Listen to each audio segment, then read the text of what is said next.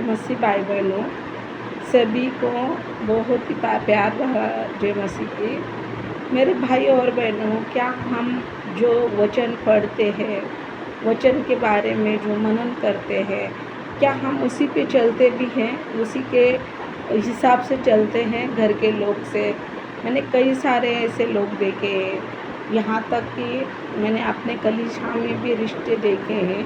जुड़ने के टाइम तो बहुत ही आनंदित दिखे हैं, और उनकी जब शादी हुई, देवरानी जेठानी ऐसे कोई नाते हैं, तो बाद में फिर उनके साथ बहुत ही बड़ा, मतलब जैसे कि एक दूसरे से शायद वो लोग बात ही नहीं करते। ऐसे भी बहुत लोग हैं। क्या ये मसीह जीवन सही है? मसीह जीवन को क्या करना चाहिए? क्या बाहर भी और अपने घर के अंदर भी क्या प्यार नहीं दिखाना चाहिए? मेरे भाई और बहनों, क्या मसीह लोगों को अपना प्यार बटोरना चाहिए? मसीह लोग का प्यार ये उभरना चाहिए, जैसे हम घड़ा भरते हैं और वो उभरता है, वैसे हमारा प्यार उमड़ना चाहिए मेरे भाई और बहनों। लेकिन हम कई सारे मसीह लोगों में बहुत ही प्यार कम हो गया है। और मेरे भाई और बहनों, कहीं ना कहीं अगर हम मसीह हैं, अगर हम जानते हैं कि सच्ची में परमेश्वर हमारा दयालु है और हम परमेश्वर के राह पे चलना चाहते हैं, तो सच्ची में मेरे बहन और भाई, यही अभी समय है, सही समय है कि हम सुधर जाएं। और जो भी हमारे घर में परिवार है, जो भी एक दूसरे के मन को ठेस पहुंचाते हैं, वो आज भी आँख खोल सकते हैं, आज भी समझ सकते हैं। आप कितनी भी बड़ी डील क्यों ना कर ले, आप अपने जिस माता ने आपको जन्म दिया, जिस माता ने आपको आपके लिए क्या क्या नहीं बर्दाश्त किया, और बहुत कुछ ऐसा सहा है कि वो माँ को एक इज्जत भी नहीं उस घर से मिलती थी। एक फॉर एग्ज़ाम्पल बोल रहे हैं। और वैसी माता का अगर आप दिल दुखा के और अपनी पत्नी को ही बहुत ही ज़्यादा खुश रखना चाहोगे, क्या परमेश्वर आपसे प्रसन्न रहेगा? मेरे भाई, क्या परमेश्वर क्या सोचेगा?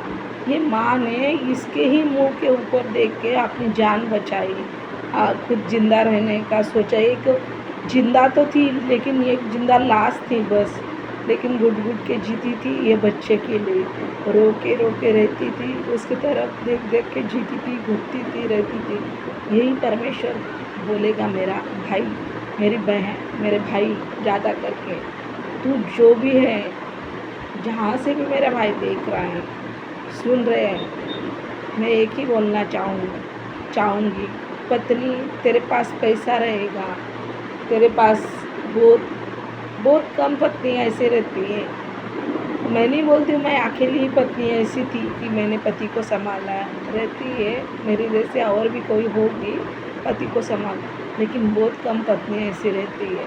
तेरे पास पैसा रहेगा, तू उसका सब शौक पानी पूरा करेगा, तब तक के लिए तेरी पत्नी तेरे ऊपर बहुत ही आनंदित रहेगी।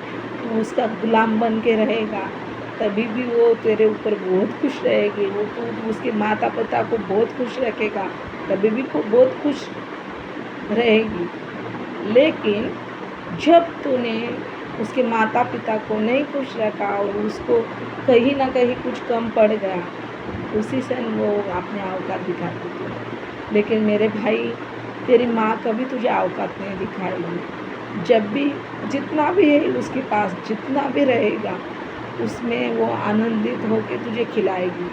वो नहीं बोलेगी मेरा बेटा इतना बहुत करोड़पति का ये कमा के मेरे हाथ में ला के देना चाहिए, उतना ही करना चाहिए। ये माँ की आशा कभी नहीं होती। माँ की आशा यही होती है कि मेरा बेटा सुखी रहे, कितना भी कमाए, कुछ भी रहे, उसके लाइफ में वो खुश रहे, अच्छा रहे। और मसीह जीवन में धन कहाँ से आ गया मेरे भाई, मेरे बहन? धन कहाँ से आता है? काय के लिए चाहिए ये धरती का धन?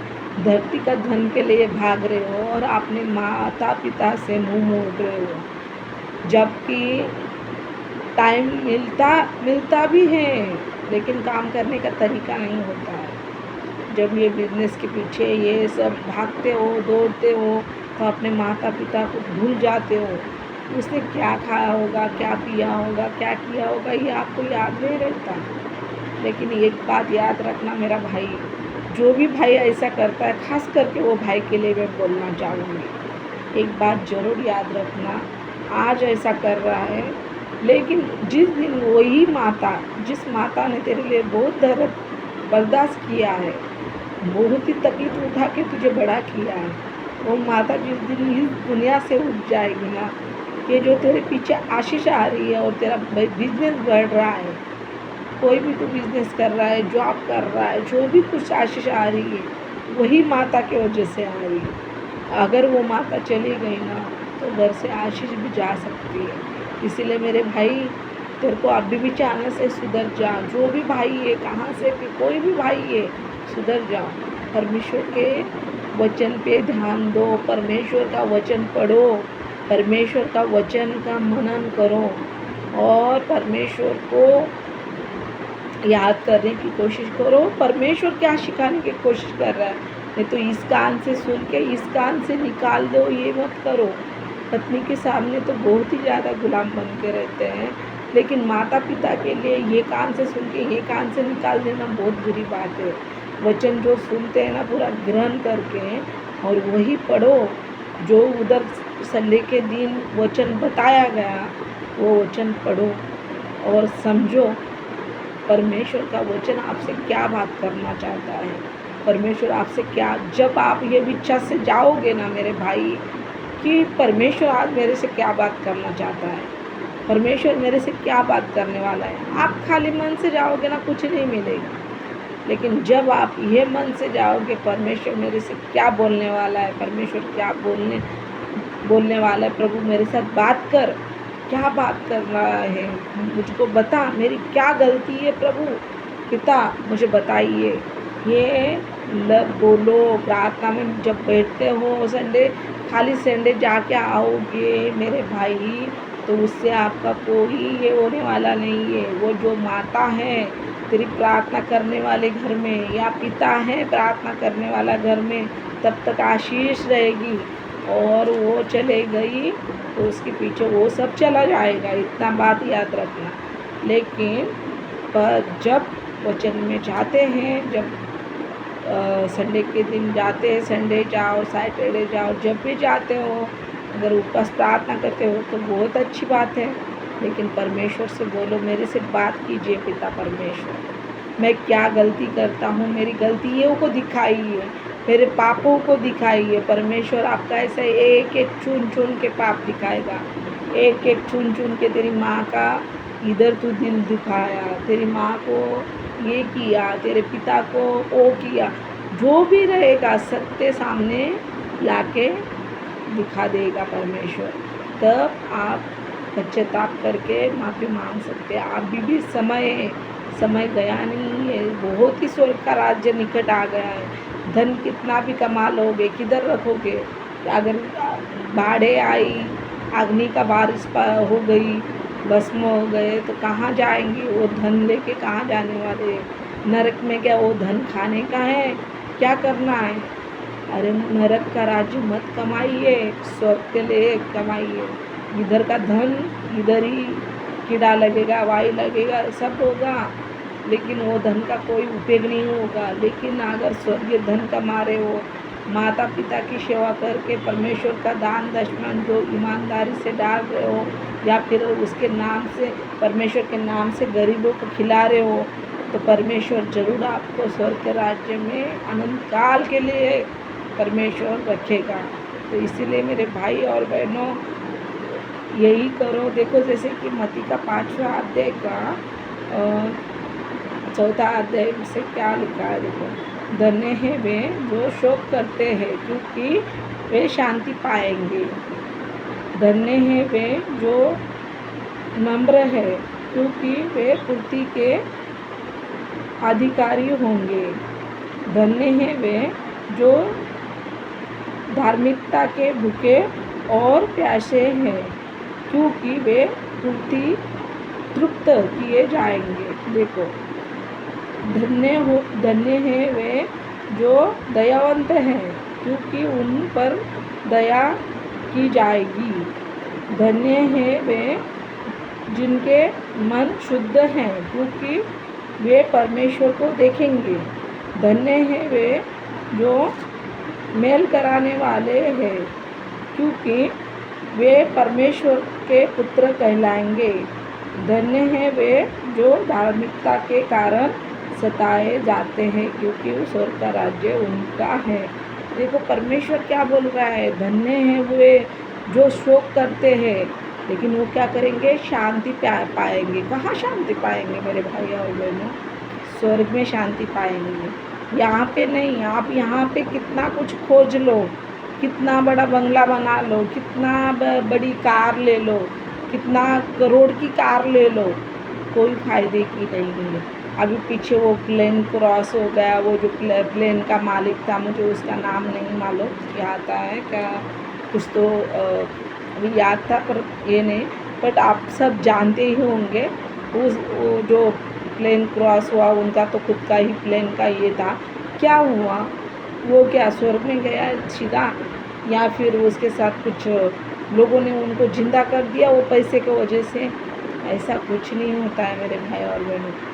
अगर कितना भी धनवान व्यक्ति रहने दो और दुष्ट शक्ति का अगर वो है तो कोई फ़ायदा नहीं। उसके पास अगर बीमारी आएगी ना तो कोई फ़ायदा नहीं, कितना भी धनवान रहने दो वो, उसके पास अगर भयानक बीमारी है। अभी बहुत सारे पिक्चर में के भी वो हीरोइन लोग, कई अभी वो सुशांत सिंह राठौर, उसको किसी ने मार डाला या वो खुद मर गया, ऐसे सब होता है। और कई वो एक मराठी हीरोइन जो पवित्र रिश्ता में काम करती थी, उसने भी, उसका भी कैंसर का ये था, बीमारी था उसको। आप सोचो अगर सब धन से चलता, पैसे से ही हर चीज़ खरीदी जाती और सब लोग पैसे से ही बचाए जाते, तो क्या वो मराठी लेडी बचा ही नहीं जाती? क्या उसका जीवन बचता नहीं? कहीं ना कहीं परमेश्वर नहीं, कहीं ना कहीं उसका पैसा बचा लेता ना। लेकिन परमेश्वर के अलावा जीवन नहीं है भाइयों। इसीलिए कोई भी भाई, मैं सब भाइयों से विनती करना चाहूँगी, अगर आप ऐसा कर रहे हो तो बहुत ही गलत कर रहे हो। खाली बिजनेस के पीछे दौड़ना और अपनी ही पत्नी को खुश रखना बहुत ही गलत कर रहे हो। और अपने माता पिता का मन का जो सोच विचार न करना बहुत ही गलत बात है। आप वो उनको पैसा दे के खुश करोगे, वो खुशी उनके लिए कुछ भी नहीं है, कोई फ़ायदा नहीं है। आप जब भी छोटे रहते हैं, जब बिस्तर में भी सुसु करते हैं, तो भी माता उस टाइम पे उठ के चेंज करेगी। बहुत तकलीफ उठाती है एक माँ अपने बेटे के लिए बहुत ही ज़्यादा तकलीफ उठाती है। एक जवाबदार माँ तो बहुत ही ज़्यादा उठाती है, मैं इतना जानती हूँ कि तो परमेश्वर के दया से, कृपा से मैं बिना माँ बाप की पली बड़ी हूँ। मैंने अपने बच्चों के लिए इतना दुख उठाया है, शायद परमेश्वर भी ये बात पे रो पड़ता है। सही है, परमेश्वर भी मेरे लिए रोता है, मुझे मालूम है। इसलिए परमेश्वर ने हमेशा मेरी रक्षा की है और मैं इस बात पे आनंदित भी हूँ। मेरा परमेश्वर बचपन से मेरे साथ है। कहीं ना कहीं भले मैं अन्य देवताओं की ये करती थी, लेकिन खोज भी मेरे पास बहुत थी मेरे मन में कि जो सच्चा खुदा है वो कौन है, मुझे देखना है। तो मेरे भाई और बहनों, सच बात बोलती हूँ, अगर आपको खुश रखना है अपना माता पिता तो बहुत ही अच्छी बात है। अगर आप खुश नहीं रख पा रहे हो तो कोई फ़ायदा नहीं है, आप चर्च जाके भी कोई फ़ायदा नहीं है। मैं आपको सच बोलती हूँ। इससे सभी भाई लोग से खास करके विनती करूँगी कि तो ज़्यादा करके भाई लोग ही भटक जाते हैं अपने पत्नी को पीछे। और हर लड़की ऐसी नहीं होती है कि वो प्यार करना सिखाती है अपने माँ बाप के ऊपर, नहीं होती है। मुझे बहुत ही समझ में आ गया। इसलिए मैं हर भाई से विनती करना चाहूँगी कि आप अभी भी संवर जाओ और समझ जाओ, नहीं तो बाद में बहुत ही पछताओगे। जय मसीह की। परमेश्वर आपको बहुत ही ज़्यादा आशीष करे।